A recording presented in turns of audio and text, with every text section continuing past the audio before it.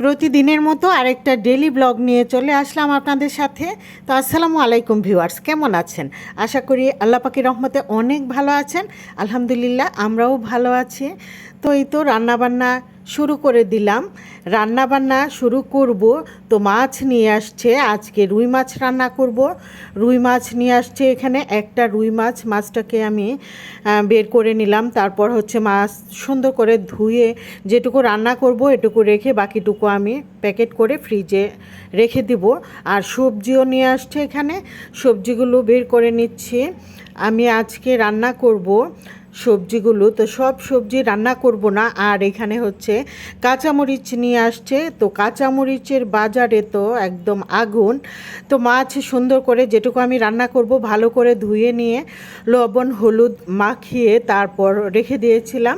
এখন হচ্ছে মাছটাকে ভেজে নিচ্ছি উল্টে পাল্টে। মাছ যেহেতু এটা খাওয়ার জন্য না, মানে তরকারি রান্না করব, তার জন্য আমি শুধু লবণ আর হলুদ দিয়ে মেখে রেখেছিলাম। মাছটা মেখে 5 মিনিটের জন্য রেখে দিয়ে এই তো এখন ভেজে নিচ্ছি এক এক করে মাছগুলো ভাজা হয়ে গেলে তারপর আমি তরকারিটা বসিয়ে দিব। এইখানে হচ্ছে লেজটাও আমি হাফ করে কেটে নিয়েছি। দেখা যায় যে গোটা হাফ করে লেজ কাটা না থাকলে, আস্ত লেজ থাকলে কাটা ফোটার সম্ভাবনা থাকে।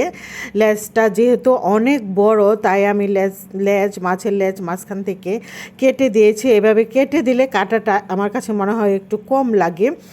আর হচ্ছে আমি মাছের মাথাটাও রান্না করে ফেলবো। তো মাথা ভালো করে ধুয়ে নিয়ে তারপর হচ্ছে এইটাও একটু লবণ হলুদ দিয়ে ভেজে উঠিয়ে রাখলাম। এইখানে হচ্ছে তেল মশলা দিয়ে আলুগুলো দিয়ে একটু কষিয়ে নিলাম। এই আলুটা পাতলা পাতলা চাক করে কেটে রেখেছি আমি, এটা দিয়ে আমি আজকে মাছের মাথা রান্না করব এই আলু দিয়ে। তো ভেজে রাখা মাছের মাথাটাও এর মধ্যে দিয়ে দিলাম। এখানে মশলা দিয়েছিলাম আমি আদা রসুন বাটা, জিরা বাটা, পেঁয়াজ বাটা আর একটু অল্প অল্প হলুদ গুঁড়া মরিচ গুঁড়া। তো দিয়ে এই তো মাছের মাথা দিয়ে ঝোল টোল দিয়ে ঢেকে রাখবো। এখন একদম একটু মানে শুকনো মাখা মাখা টাইপ হয়ে আসলে তখন কাঁচামরিচ দিয়ে নামিয়ে নেব। আর এখন তো ধনিয়া পাতাটা ভালো পাওয়া যাচ্ছে না, তাই আমি মানে ধনিয়া পাতা এখন কেনা হচ্ছে না আমার। পটলগুলো কেটে রাখলাম। আমি মাছ দিয়ে একটা পটলের তরকারিও রান্না করব। তো পটল দিয়ে মাছের ঝোল দেখা যায় যে ভালোই লাগে। তো এইখানে হচ্ছে 2 চুলায় আমি রান্না বসিয়ে দিয়েছি। তো ওইদিকে ওইটা হতে থাক, আর এই পাশে হচ্ছে মশলা দিয়ে আমি পটলগুলো কষিয়ে নিচ্ছি সুন্দর করে। এই তো অল্প অল্প মশলা দিয়েছি, পেঁয়াজের মধ্যে লবণ, তারপরে হচ্ছে পেঁয়াজ বাটা, একটু হলুদ গুঁড়া মরিচ গুঁড়া জিরা গুঁড়া। এই তো সবজিটাকে ভালো করে কষিয়ে নিয়ে এখন ঝোলের পানি দিব। তারপর বলক চলে আসলে মাছগুলো দিব। আর এই তো পাশের চুলায় আমার মাছের মাথা যে বসিয়ে দিয়েছিলাম, এই মাথাটাও হচ্ছে আর একটু শুকাবে ঝোলটা। আর এইখানে হচ্ছে পটল সবজিটা আমি ভালো করে মশলার মধ্যে কষিয়ে নিলাম। এখন ঝোলের পানি দিব। ঝোলের পানিটা যখন বলক চলে আসবে তখনই আমি ভেজে রাখা মাছগুলো দিয়ে দিব। মাছ দিয়ে একটু ঢেকে রাখবো, তারপরে কাঁচামরিচ দিয়ে তরকারিটা নামিয়ে নেব।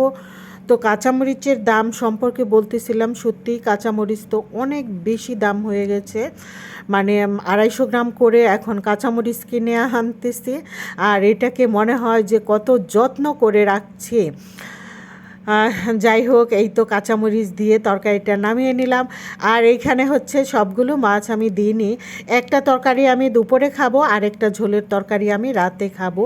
2টা তরকারি এখানে রান্না করে নিচ্ছি। এটা হচ্ছে ঢেঁড়স দিয়ে। বাকি যে মাছ আমি দেখতে পাচ্ছেন যে অনেকগুলো মাছ ভেজে নিয়েছি, প্রায় 8টা-10টা টুকরার মতো ভেজে নিয়েছিলাম। তো আর অর্ধেক মাছ দিয়ে এই তো ঢেঁড়সটাকেও আমি একটু ঝোলের তরকারি করে রান্না করে নিলাম।